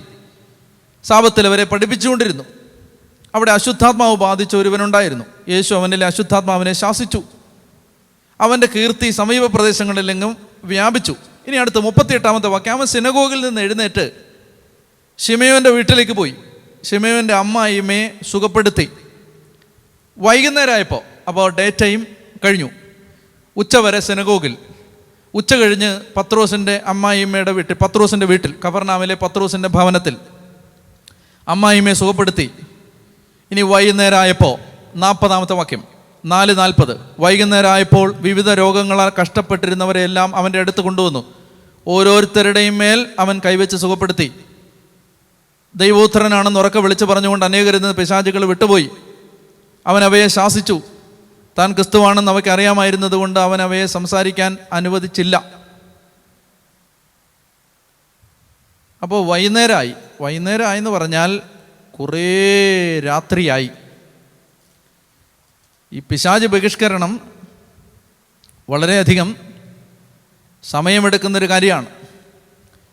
ഞാനതിൻ്റെ പാരലൽ ടെക്സ്റ്റ് മർക്കോസിൽ നിന്ന് വായിക്കുകയാണ്. മർക്കോസിൻ്റെ സുവിശേഷം 1-ാം അധ്യായം 29 മുതൽ അതിൻ്റെ സമാന്തര ഭാഗം മർക്കോസിൽ നിന്ന് വായിക്കുകയാണ്. കേട്ടോണം. യേശു സിനഗോഗിൽ നിന്നിറങ്ങി യാക്കോബിൻ്റെയും യോഹന്നാനെയും കൂടെ ശിമയോൻ്റെ അന്ത്രയോസിൻ്റെയും ഭവനത്തിലെത്തി. ശിമയോൻ്റെ അമ്മായിമ്മ പനി പിടിച്ച് കിടപ്പായിരുന്നു. അവൻ അടുത്ത് ചെന്ന് കൈക്ക് പിടിച്ച് എഴുന്നേൽപ്പിച്ചു. പനി അവളെ വിട്ടുമാറി. അവൾ അവരെ ശുശ്രൂഷിച്ചു. അന്ന് വൈകുന്നേരം സൂര്യാസ്തമയപ്പോൾ രോഗികളും പിശാച് ബാധിതരുമായ എല്ലാവരെയും അവർ അവൻ്റെ അടുത്ത് കൊണ്ടുവന്നു. നഗരവാസികളെല്ലാം വാതിൽക്കൽ സമ്മേളിച്ചു. വിവിധ രോഗം ബാധിച്ചിരുന്ന വളരെ പേരെ അവൻ സുഖപ്പെടുത്തി. അനേകം പിശാചുകളെ പുറത്താക്കി. എന്ന് പറഞ്ഞാൽ ഈവനിങ് സർവീസാണത്. അത് തീർന്നപ്പോൾ ലേറ്റ് നൈറ്റായി, രാത്രിയിലെ സർവീസാണ് നമ്മുടെ ഈവനിങ് കൺവെൻഷൻ. അത് കഴിഞ്ഞപ്പോൾ ഒത്തിരി സമയമായി, രാത്രിയായി. ഒരു ദിവസം കഴിഞ്ഞു. നിങ്ങൾക്ക് മനസ്സിലാവുന്നുണ്ടോ? രാവിലെ കഫർനാമിലെ സിനഗോഗിൽ, ഉച്ച കഴിഞ്ഞ് പത്രോസിൻ്റെ വീട്ടിൽ, വൈകുന്നേരം ആയപ്പോൾ healing service and deliverance service and preaching service, late night. 42-ാമത്തെ വാക്യം, പ്രഭാതമായപ്പോൾ അവൻ ഒരു വിജനസ്ഥലത്തേക്ക് പോയി. ജനക്കൂട്ടം അവനെ അന്വേഷിച്ച് ചെന്നു. തങ്ങളെ വിട്ടുപോകരുതെന്ന് അവർ അവനെ നിർബന്ധിച്ചു. പ്രഭാതമായപ്പോൾ അവൻ എന്ത് ചെയ്തു? അവൻ ഒരു വിജനസ്ഥലത്തേക്ക് പോയി. പ്രഭാതമായപ്പോൾ അവൻ വിജനസ്ഥലത്തേക്ക് പോയി. ഇതിൻ്റെ പാരലൽ ടെക്സ്റ്റ് ഞാൻ മർക്കോസിൽ നിന്ന് വായിക്കുകയാണ്. മർക്കോസ് 1:35. അതിരാവിലെ അവൻ ഉണർന്ന് ഒരു വിജനസ്ഥലത്തേക്ക് പോയി, അവിടെ അവൻ പ്രാർത്ഥിച്ചു കൊണ്ടിരുന്നു. ഞാൻ പറയാൻ ആഗ്രഹിച്ചത്, തിരക്കുള്ളൊരു ദിവസം പ്രാർത്ഥിക്കാതിരിക്കാൻ നമുക്ക് അനുവാദം ഉണ്ടോ? ഇല്ല. അതാണിത്. തിരക്കായിരുന്നു, അതുകൊണ്ട് പ്രാർത്ഥിച്ചില്ല, ഇല്ല. തിരക്കായിരുന്നുകൊണ്ട് വേണമെങ്കിൽ ഒഴിവാക്കാൻ പറ്റുന്നൊരു കാര്യം ഞാൻ പറയാം. തിരക്കായോണ്ട് ഇന്ന് ബ്രേക്ക്ഫാസ്റ്റ് കഴിച്ചില്ല, തിരക്കായോണ്ട് ഇന്ന് ഉച്ചഭക്ഷണം കഴിച്ചില്ല, പക്ഷേ തിരക്കായതുകൊണ്ട് പ്രാർത്ഥിച്ചില്ല. അങ്ങനെ ഒരു ദിവസം ഒരു ദൈവഭക്തൻ്റെ ജീവിതത്തിൽ ഉണ്ടാകാൻ പാടില്ല. ഇതാണ് കർത്താവ് പറയുന്നത്, രാവും പകലും. അതായത് പ്രാർത്ഥനയിലെ നൈരന്തര്യം, നിരന്തരത, തുടർച്ച, കണ്ടിന്യൂറ്റി മറന്നു പോകരുത്. പ്രാർത്ഥിക്കാത്ത ഒരു ദിവസം പോലും എൻ്റെയും നിങ്ങളുടെയും ജീവിതത്തിൽ ഉണ്ടാകരുത്. കർത്താവിൻ്റെ അടുത്തിരുന്ന് കർത്താവെ എന്ന് വിളിച്ച്, കർത്താവിനെ കേട്ട്, കർത്താവിനോട് സംസാരിച്ച്, അങ്ങനെ ഒരു ദിവസം നമ്മുടെ ജീവിതത്തിൽ ഉണ്ടാവണം. ഒറ്റ വചനം കൂടി പറഞ്ഞാൽ നമുക്കിത് അവസാനിപ്പിക്കാം. ദാനിയേലിൻ്റെ പുസ്തകം 6-ാം അധ്യായത്തിൽ 10-ാമത്തെ വാക്യത്തിൽ ദാരിയൂസ് രാജാവ് യഹൂദ ജനത്തിന് എതിരായി ഒരു കൽപ്പന പുറപ്പെടുവിച്ചിരിക്കുന്നു, ഒരു രേഖയിൽ മുദ്ര വെച്ചിരിക്കുന്നു എന്നറിയുമ്പോൾ ദാനിയേൽ നേരെ ഈ വാർത്ത കേട്ട് നേരെ, ദാനിയേൽ ആരാണ്? കൊട്ടാരത്തിലെ സെക്കൻഡ് ഇൻ കമാൻഡ്, 2-ാം ഭരണാധികാരിയാണ്. എന്ന് പറഞ്ഞാൽ ആ ഉദ്യോഗസ്ഥന്മാരുടെ എല്ലാം തലവനാണ്, രാജാവിൻ്റെ തൊട്ട് താഴെ നിൽക്കുന്ന ആളാണ്. അദ്ദേഹം അറിയുകയാണ്, ദാരിയൂസ് രാജാവ് യഹൂദ ജനത്തിനെതിരായി ഒരു രേഖയിൽ മുദ്ര വെച്ചിരിക്കുന്നു എന്നറിഞ്ഞപ്പോൾ അദ്ദേഹം നേരെ രാജാവിൻ്റെ അടുത്ത് റെക്കമെൻഡേഷനുമായി പോകുന്നതിന് പകരം അദ്ദേഹം താൻ താമസിച്ചിരുന്ന വീട്ടിലേക്ക് പോയി, അതിൻ്റെ മുകളിലത്തെ നിലയിലേക്ക് പോയി. അവിടെ ജെറുസലേമിന് നേരെ തുറന്നിട്ട ജാലകങ്ങളിലൂടെ അവിടെ ഇങ്ങനെയാണ് എഴുതിയിരിക്കുന്നത്, അവൻ മുൻപ് ചെയ്തിരുന്നത് പോലെ ദിവസേന 3 നേരം മുട്ടിന്മേൽ വീണ് പ്രാർത്ഥിക്കുകയും നന്ദി പറയുകയും ചെയ്തു. ആ വാക്യം ശ്രദ്ധിക്കുക, മുൻപ് ചെയ്തിരുന്നത് പോലെ. എല്ലാ ദിവസവും അവൻ ചെയ്തിരുന്ന മുടങ്ങാത്തൊരു പ്രവൃത്തിയായിരുന്നു അവൻ്റെ പ്രാർത്ഥന. ഈശോയിൽ ഏറ്റവും സ്നേഹമുള്ള സഹോദരങ്ങളെ, സാമാന്യം വിശദമായി പ്രാർത്ഥനയെക്കുറിച്ച് ഈ ദിവസങ്ങളിൽ നമുക്ക് പഠിക്കാനായിട്ട് പറ്റി. കർത്താവ് നമ്മളെ അനുഗ്രഹിച്ചു. ദൈവത്തിന് നന്ദി പറയാം. ഈ പ്രാർത്ഥന ജീവിതത്തിൻ്റെ ആ ധ്യാന വിഷയങ്ങൾ സ്വീകരിച്ചുകൊണ്ട് നമുക്ക് ആഴമായ ഒരു പ്രാർത്ഥനയിലേക്ക് വളരാൻ നിങ്ങളെല്ലാം ദൈവം സഹായിക്കട്ടെ എന്ന് ഞാൻ പ്രാർത്ഥിക്കുന്നു. പിതാവിൻ്റെയും പുത്രൻ്റെയും പരിശുദ്ധാത്മാവിൻ്റെയും നാമത്തിൽ ആമേൻ. സ്തുതിച്ചേ, ഹല്ലേലൂയ ഹല്ലേലൂയ ഹല്ലേലൂയ ഹല്ലേലൂയ ഹല്ലേലൂയ. എല്ലാം മറന്ന് സ്തുതിച്ചേ, ഹല്ലേലൂയ ഹല്ലേലൂയ ഹല്ലേലൂയ ഹല്ലേലൂയ ഹല്ലേലൂയ ഹല്ലേലൂയ. ഉച്ചത്തിൽ സ്തുതിച്ചേ, ഹല്ലേലൂയ ഹല്ലേലൂയ ഹല്ലേലൂയ ഹല്ലേലൂയ ഹല്ലേലൂയ ഹല്ലേലൂയ ഹല്ലേലൂയ ഹല്ലേലൂയ ഹല്ലേലൂയ ഹല്ലേലൂയ ഹല്ലേലൂയ ഹല്ലേലൂയ ഹല്ലേലൂയ ഹല്ലേലൂയ ഹല്ലേലൂയ Hallelujah, hallelujah, hallelujah, hallelujah, hallelujah, hallelujah, hallelujah, hallelujah, hallelujah, hallelujah, hallelujah, hallelujah, hallelujah, hallelujah, hallelujah, hallelujah, hallelujah, hallelujah, hallelujah. Hallelujah, hallelujah, hallelujah, hallelujah, hallelujah, hallelujah, hallelujah, hallelujah, hallelujah, hallelujah. ഉറക്കെ വിളിക്കുന്ന ഈശോയേ,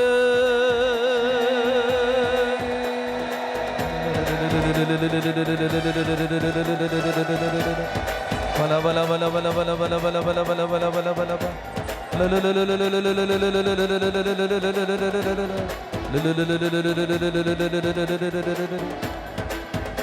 കരങ്ങളടിച്ച് പാടാം. ആയിരുന്നോനും ആയിരിക്കുന്നോനും വരുവാനിരിപ്പോനും സർവശക്തനും നിത്യനുമായ ദിവ്യ കുഞ്ഞാടേ, നീ മാത്രം പരിശുദ്ധൻ പരിശുദ്ധൻ. നിത്യനുമായ ദിവ്യ കുഞ്ഞാടേ, നീ മാത്രം പരിശുദ്ധൻ പരിശുദ്ധൻ. ആയിരുന്നോനും ആയിരിക്കുന്നോനും വരുവാനിരിപ്പോനും സർവശക്തനും നിത്യനുമായ ദിവ്യ കുഞ്ഞാടേ, നീ മാത്രം പരിശുദ്ധൻ പരിശുദ്ധൻ. നിത്യനുമായ ദിവ്യ കുഞ്ഞാടേ, നീ മാത്രം പരിശുദ്ധൻ പരിശുദ്ധൻ. ആരാധിക്കാം നമുക്ക് ആരാധിക്കാം, മാലാഖമാരൊന്നിച്ച് ആരാധിക്കാം. ആരാധിക്കാം നമുക്ക് ആരാധിക്കാം, മാലാഖമാരൊന്നിച്ച് ആരാധിക്കാം. ആരാധിക്കാം നമുക്ക് ആരാധിക്കാം, ആത്മാവിൻ ശക്തിയോട് ആരാധിക്കാം. ആരാധിക്കാം നമുക്ക് ആരാധിക്കാം, ആത്മാവിൻ ശക്തിയോട് ആരാധിക്കാം.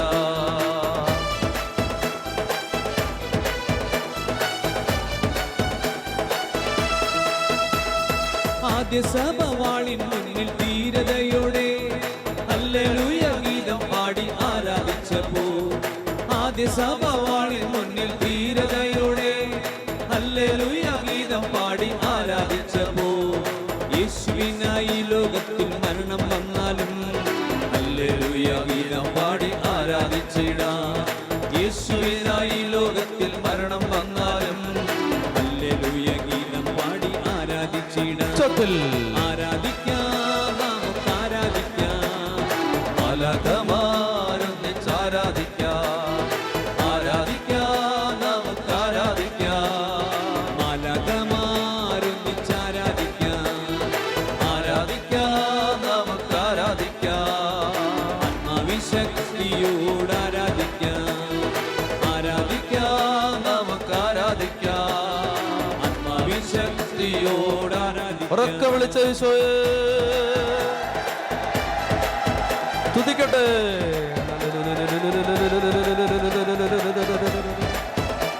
ഹല്ലേലൂയ. ഈശോയെ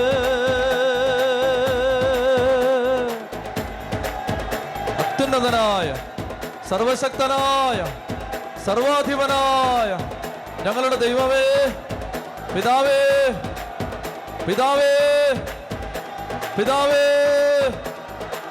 ആബാ പിതാവേ, അപ്പാ അപ്പാ അപ്പാ അപ്പാ അപ്പാ.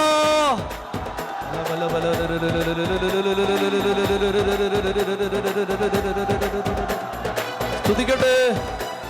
നാവിനെ ബുദ്ധിയെല്ലാം വിട്ടുകൊടുത്ത് സ്തുതിക്കും, എല്ലാം മറന്ന് സ്തുതിക്കും.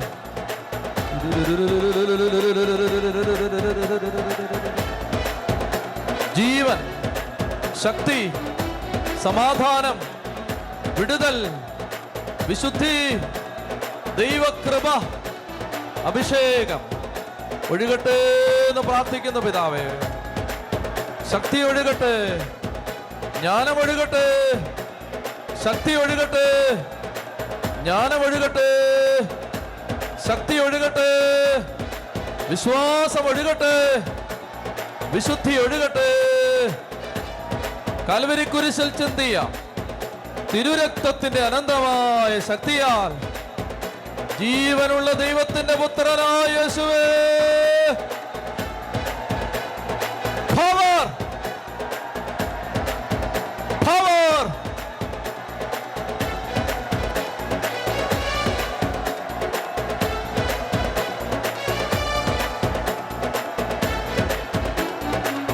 എഴുന്നേറ്റ് നിന്ന് കരങ്ങളടിച്ച് പാടിക്ക്. തുള്ളിച്ചാടി എല്ലാം മറന്ന് സ്തുതിക്കണം, ഒരു കുഞ്ഞിനെ പോലെ. പിതാവേ, എല്ലാവരും എന്റെ പിതാവേ, ഉച്ചത്തിൽ ആബാ പിതാവേ, എന്റെ പിതാവേ, ഉച്ചത്തിൽ എല്ലാവരും ആബാ പിതാവേ, എല്ലാവരും എന്റെ പിതാവേ, ഉച്ചത്തിൽ ആബാ പിതാവേ, എന്റെ പിതാവേ. ഈ ദൈവം എന്റെ ദൈവം, എൻ പിതാവല്ലോ എന്താനന്ദം. ഈ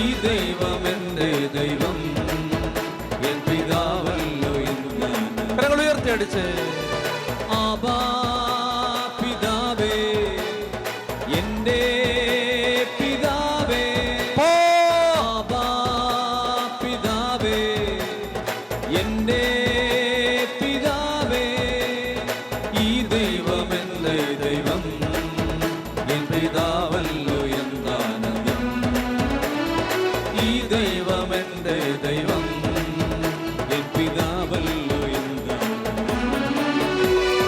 സർവശക്തനാണല്ലോ എൻ്റെ ദൈവം, ഇല്ലില്ല സാധ്യമായി ഒന്നുമില്ല. സർവശക്തനാണല്ലോ എൻ്റെ ദൈവം, ഇല്ലില്ല സാധ്യമായി ഒന്നുമില്ല. സർവശക്തനാണല്ലോ എൻ്റെ ദൈവം, ഇല്ലില്ല സാധ്യമായി ഒന്നുമില്ല. സർവശക്തനാണല്ലോ എൻ്റെ ദൈവം, ഇല്ലില്ല സാധ്യമായി ഒന്നുമില്ല. സർവശക്തനാണല്ലോ എൻ്റെ ദൈവം, ഇല്ലില്ല സാധ്യമായി ഒന്നുമില്ല. അഖിലാണ്ടത്തെ നിർമ്മിച്ചവൻ എൻ പിതാവല്ലോ എന്താനന്ദം. അഖിലാണ്ടത്തെ നിർമ്മിച്ചവൻ എൻ പിതാവല്ലോ എന്താ. തുള്ളിച്ചാടിയപ്പാ പിതാവേ, എൻ്റെ പിതാവേ. അപ്പാ ആബാ പിതാവേ, എൻ്റെ പിതാവേ. ആബാ പിതാവേ, എൻ്റെ പിതാവേ. ഈ ദൈവം എൻ്റെ ദൈവം, എൻ പിതാവല്ലോ എന്താനന്ദം. ഈ ദൈവം എൻ്റെ ദൈവം, എൻ പിതാവല്ലോ എന്താ. ചൊല്ലി വിളിച്ച യേശുവേ.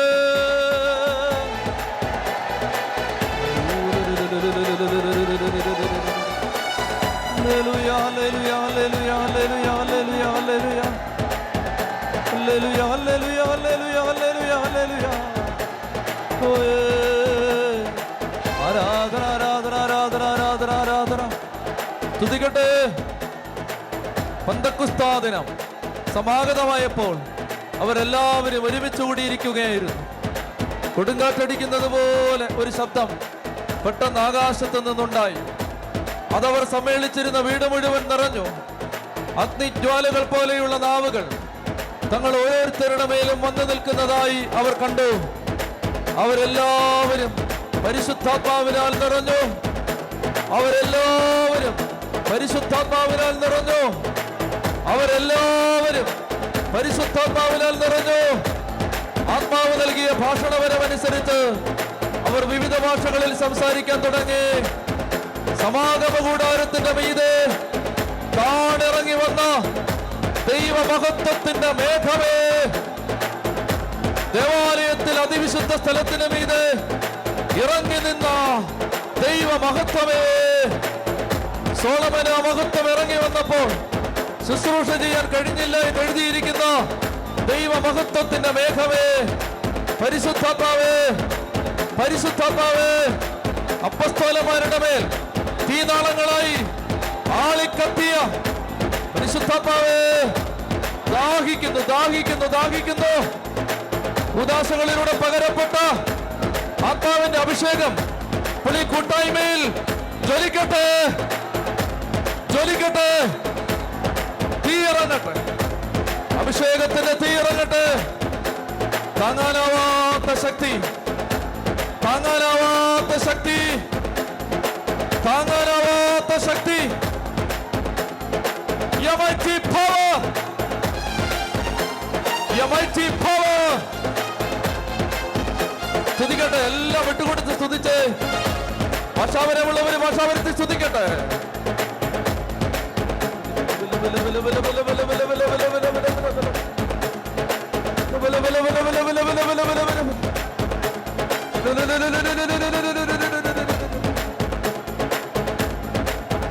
സ്തുതിക്കട്ടെ,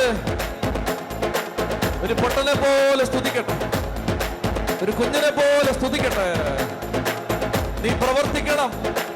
ഇതാ എന്റെ ശരീരം, ഇതാ എന്റെ മനസ്സ്, ഇതാ എന്റെ ആത്മാവ്. ദൈവമേ, അങ്ങ് പ്രവർത്തിക്കണേ, അങ്ങ് എന്നെ മാറ്റിമറിക്കണം, എന്നിൽ അങ്ങ് പ്രവർത്തിക്കണം. ഇനി ഞാനല്ല, എന്നിൽ ക്രിസ്തു ജീവിക്കട്ടെ. എന്റെ ഇപ്പോഴത്തെ ഐഹിക ജീവിതം എനിക്ക് വേണ്ടി തന്നെ തന്നെ ബലിയർപ്പിക്കുകയും തന്നെ തന്നെ ആത്മത്യാഗം ചെയ്ത് കുരിശിൽ സമർപ്പിക്കുകയും ചെയ്ത ദൈവപുത്രനിൽ വിശ്വസിച്ചുകൊണ്ടുള്ള ജീവിതമാണ്. മനുഷ്യന്റെ ആഗ്രഹമോ പ്രയത്നമോ അല്ല, ദൈവത്തിന്റെ കൃപയാണ് എല്ലാത്തിന്റെ അടിസ്ഥാനം.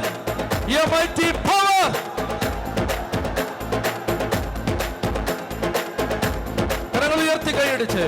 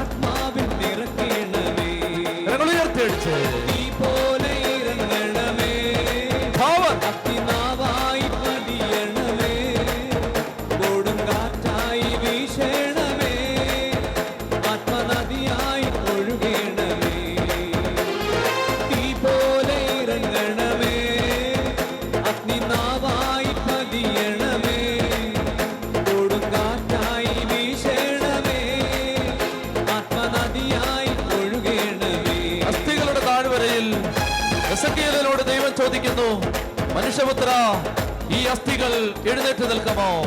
ദൈവമേ, അങ്ങേക്ക് അറിയാമല്ലോ. മനുഷ്യപുത്ര, നീ ഈ അസ്ഥികളോട് പ്രവചിക്കുക. ഞാൻ അവയോട് പ്രവചിക്കാൻ തുടങ്ങി. അപ്പോൾ ആ അസ്ഥികൾ എഴുന്നേറ്റ് നിന്നു. ആ അസ്ഥികൾ എഴുന്നേറ്റ് നിന്നു. ഒരു വലിയ സൈന്യം പോലെ അവർ എഴുന്നേറ്റ് നിന്നു. വലിയൊരു സൈന്യം പോലെ അവർ എഴുന്നേറ്റ് നിന്നു. കർത്താവിന്റെ ആത്മാവേ, തളർന്നുപോയ ജീവിതങ്ങള്, മടുത്തുപോയ ജീവിതങ്ങള്, ക്ഷീണിച്ചുപോയ ജീവിതങ്ങള് ഇപ്പോൾ എഴുന്നേൽപ്പിക്കണമേ. ഉച്ചത്തിൽ വിളിക്കട്ടെ പരിശുദ്ധാത്മാവേ.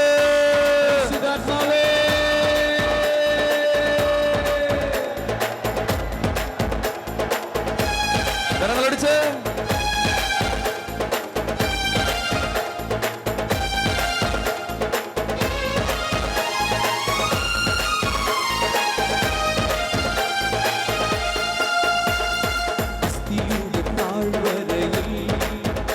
ഒരു സൈന്യത്തെ ഞാൻ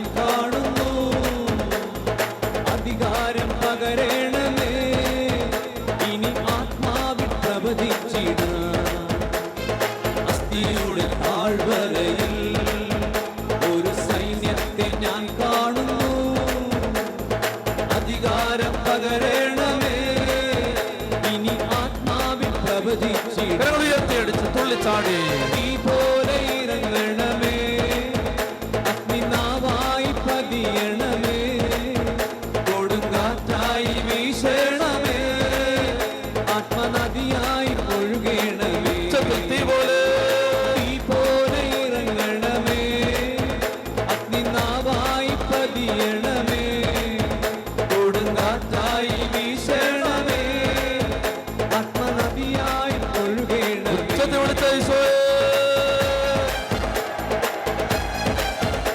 ജീവൻ, അഭിഷേകം, ശക്തി, വിശുദ്ധി, വിശ്വാസം, സ്നേഹം, കരുണ, ദൈവിക വരങ്ങൾ, ദാനങ്ങൾ, ഫലങ്ങൾ കൂട്ടായ്മയിൽ ഇപ്പോൾ നിറയണേ.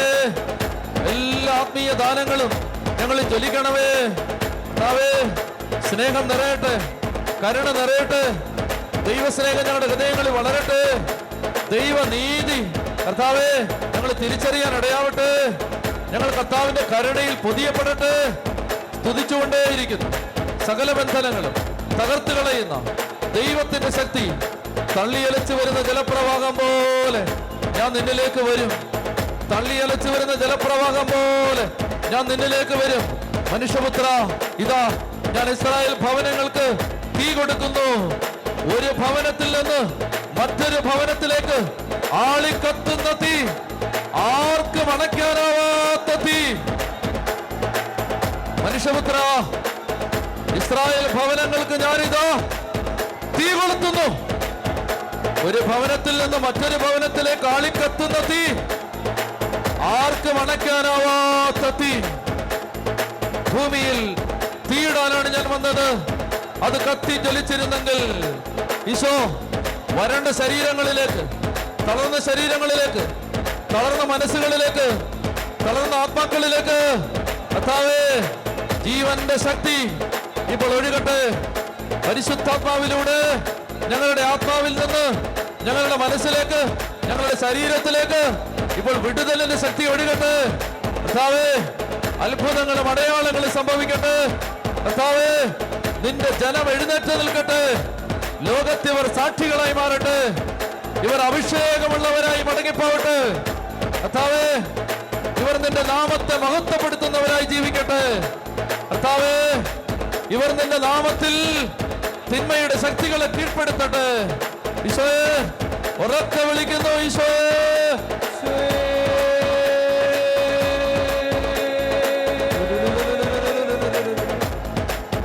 ruga ruga ruga ruga ruga ruga ruga ruga ruga ruga ruga ruga ruga ruga. പരിശുദ്ധാത്മാവേ, പരിശുദ്ധാത്മാവേ, പരിശുദ്ധാത്മാവേ, പരിശുദ്ധാത്മാവേ, കൊടുങ്കാറ്റ് പോലെ വീശിയടിച്ച ആത്മാവേ, ഉൽപ്പത്തിയിൽ ആദിയിൽ ജലോപരിതലത്തിന് മീതെ ചലിച്ചുകൊണ്ടിരുന്ന പരിശുദ്ധാത്മാവേ, അപ്പസ്തോലന്മാരുടെ മേൽ ഇറങ്ങി വന്ന ആത്മാവേ, സമരിയ പട്ടണത്തിൽ ഫിലിപ്പോസിന്റെ കരങ്ങളിലൂടെ അത്ഭുതം ചെയ്ത പരിശുദ്ധാത്മാവേ, പരിശുദ്ധാത്മാവേ, ജീവിതങ്ങൾ മാറി മറിയട്ടെ, ജീവിതങ്ങൾ മാറി മറിയട്ടെ. പരിശുദ്ധാത്മാവേ, അങ്ങ് കെട്ടുകഥയല്ല, അങ്ങ് ജീവനുള്ള ദൈവമാണ്, അങ്ങ് ജീവനുള്ള ദൈവമാണ്. കാർമൽ മലയുടെ നെറുകയിൽ ബാലിന്റെ പ്രവാചകന്മാരെയും ഇസ്രായേൽ ജനത്തെയും ഒരുമിച്ച് കൂട്ടി ഏലിയ ഇപ്രകാരം പറഞ്ഞു: ദൈവമേ, അങ്ങ് മാത്രമാണ് സത്യ ദൈവമെന്നും ഈ ജനത്തിന്റെ ഹൃദയങ്ങളെ അങ്ങിലേക്ക് തിരിച്ചു വിളിക്കുന്നെന്നും ഞാൻ അങ്ങയുടെ ദാസനാണെന്നും ഞാൻ അങ്ങയുടെ വചനമനുസരിച്ചാണ് ഇതെല്ലാം ചെയ്യുന്നതെന്നും ഈ ജനം അറിയേണ്ടതിന് തീയിറങ്ങണമേ, തീയിറങ്ങണമേ.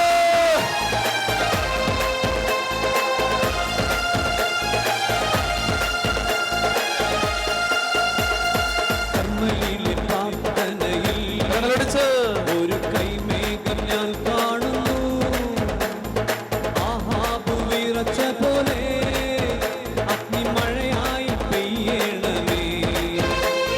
കർമ്മലിലെ പ്രാർത്ഥനയിൽ ഒരു കൈമേഘം ഞാൻ കാണുന്നു, ആഹാബ് വിറച്ച പോലെ അഗ്നിമഴയായി പെയ്യണമേ.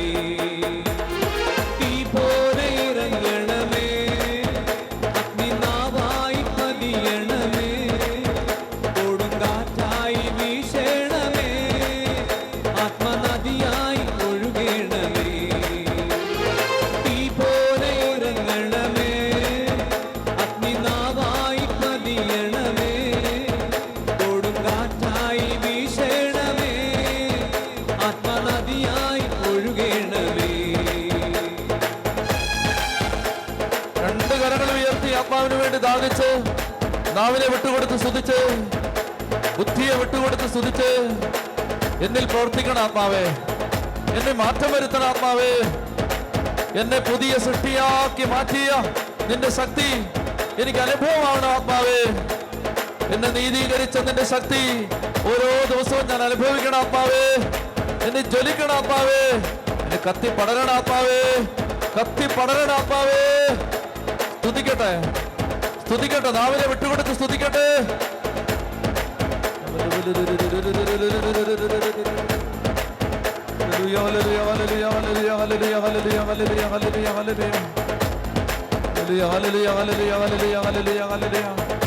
അങ്ങ് മാത്രമാണ് ഞങ്ങളുടെ ആശ്രയം. അങ്ങല്ലാതെ ഞങ്ങൾക്ക് ആരുമില്ല. അങ്ങ് മാത്രമാണ് ഞങ്ങളുടെ ദൈവം. ഞങ്ങൾ അങ്ങിലാണ് ആശ്രയിക്കുന്നത്. ലോകം ഞങ്ങളെ സഹായിക്കാനില്ല. മനുഷ്യര് ഞങ്ങളെ സഹായിക്കാനില്ല. ലോകം ഞങ്ങളെ സഹായിക്കാനില്ല. അങ്ങ് മാത്രമേ ഞങ്ങൾക്ക് കൂട്ടിലുള്ളൂ. അങ്ങ് മാത്രമാണ് ഞങ്ങളുടെ ആശ്രയം. അങ്ങാണ് ഞങ്ങളുടെ അവകാശം. അങ്ങാണ് ഞങ്ങളുടെ ഓഹരി.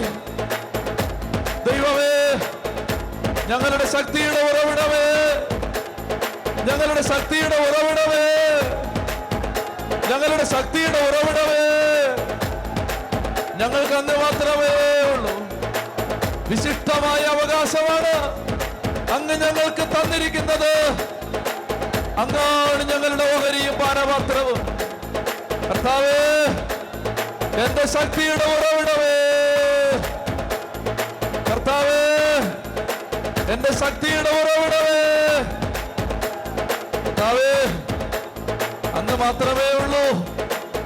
അങ്ങല്ലാതെ ഞങ്ങൾക്ക് ആരുമില്ല കർത്താവേ. അങ്ങല്ലാതെ ഞങ്ങൾക്ക് ആരുമില്ല കർത്താവേ. അങ്ങല്ലാതെ ഞങ്ങൾക്ക് ആരുമില്ല കർത്താവേ.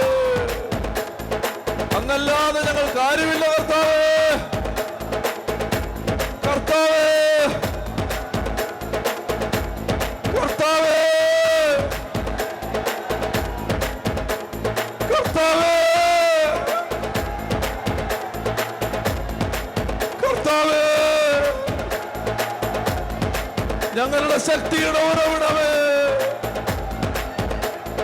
കർത്താവേ, കർത്താവേ, കർത്താവേ, ഞങ്ങളുടെ ശക്തിയുടെ ഉറവിടമേ, കർത്താവേ. അപ്പാ, അപ്പാ, അപ്പാ, അപ്പാ, ഞങ്ങൾ പാവപ്പെട്ട മക്കളാണപ്പാ. ഈ പാവപ്പെട്ട ആലയത്തിൽ ഇറങ്ങി വരണേ അപ്പാ. അപ്പാ, ഇറങ്ങി വരണേ അപ്പാ.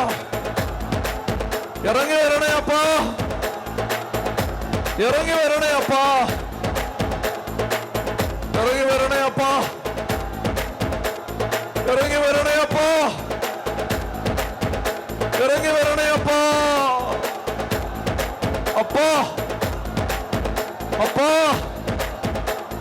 അപ്പാ, അപ്പാ, ആരുമില്ലപ്പാ. ഭർത്താവില്ല, ഭാര്യയില്ല, മക്കളില്ല, സുഹൃത്തുക്കളില്ല, താങ്ങി നിർത്താൻ ആരുമില്ല. അപ്പാ, അപ്പാ, ഞങ്ങളുടെ ശക്തിയുടെ ഉറവിടമേ, ഞങ്ങളുടെ ശക്തിയുടെ ഉറവിടമേ. കണ്ണുനീരോടെ വിളിക്കും മക്കളെ. നമുക്ക് വേറെ ആരാണുള്ളത്? നമുക്ക് വേറെ ആരാണുള്ളത്? സ്വർഗത്തിൽ അങ്ങല്ലാതെ ഞങ്ങൾക്ക് ആരുമില്ല കർത്താവേ.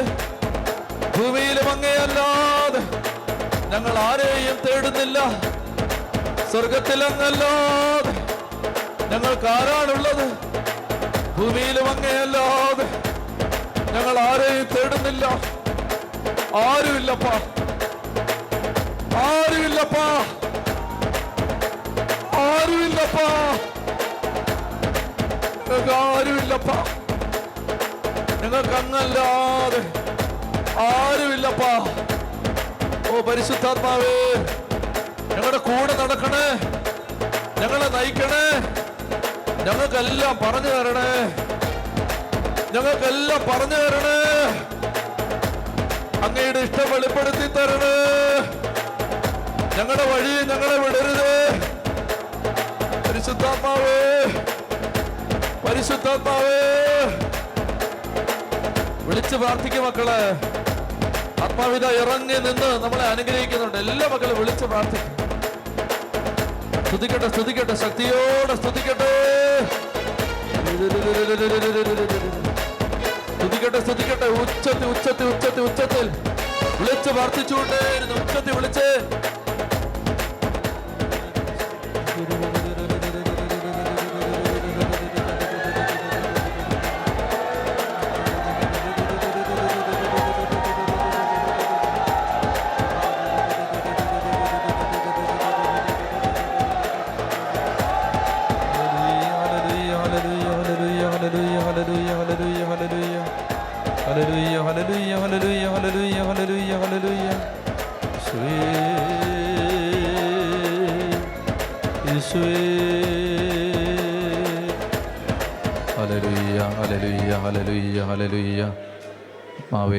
ആത്മാവേ നന്ദി പറഞ്ഞ് പ്രാർത്ഥിക്കുന്നു. ശാന്തമായിട്ട് നിലത്തിരിക്കാം, ശാന്തമായിട്ടിരിക്കാം, പ്രാർത്ഥിച്ചുകൊണ്ടിരിക്കുക. ആത്മാവിൻ്റെ സ്വരം കേൾക്കാനും കൃപാവരങ്ങൾ സ്വീകരിച്ചത്, നമ്മുടെ ഹൃദയത്തിൽ ദൈവം കടന്നു വന്നത് എല്ലാം അംഗീകരിച്ച് സ്വീകരിച്ച് ഏറ്റുപറഞ്ഞ് നന്ദി പറയാനുമുള്ള സമയമാണ്. ഏകാഗ്രമായിട്ട് ശാന്തമായിട്ട് കണ്ണുകളടച്ച് എല്ലാ മക്കളും നിശബ്ദതയിൽ ആത്മാവിന് നന്ദി പറഞ്ഞ് പ്രാർത്ഥിച്ചുകൊണ്ടിരിക്കുക. പരിശുദ്ധാത്മാവ് സംസാരിക്കും. ആത്മാവ് നമ്മുടെ ഹൃദയങ്ങളെ നയിക്കും, ജീവിതത്തെ നയിക്കും. പരിശുദ്ധാത്മാവേ, നിശബ്ദതയിൽ എല്ലാവരും പ്രാർത്ഥിക്കട്ടെ. ജീവിതം മുഴുവൻ അവിടുത്തെ കരങ്ങളിലേക്ക് ഞങ്ങൾ തരികയാണ്. ഞങ്ങളുടെ കയ്യിലൊന്നുമില്ല, ഞങ്ങളാരുമല്ല, മനുഷ്യൻ്റെ ആഗ്രഹമോ പ്രയത്നമോ അല്ല. ദൈവത്തിൻ്റെ ദയയാണ് എല്ലാറ്റിൻ്റെയും അടിസ്ഥാനം. അങ്ങയുടെ കരുണയാണ് ഞങ്ങളെ നീതീകരിച്ചത്. അങ്ങയുടെ കൃപയാണ് ഞങ്ങളെ രക്ഷിച്ചത്. കർത്താവേ, പൂർണ്ണമായും ഞങ്ങളങ്ങിൽ ശരണപ്പെടുന്നു. എല്ലാ കാര്യങ്ങളിലും ഞങ്ങളങ്ങയെ ആശ്രയിക്കുന്നു. എല്ലാം അവിടുത്തെ നിയന്ത്രണത്തിന് ഏൽപ്പിച്ചു തരുന്നു.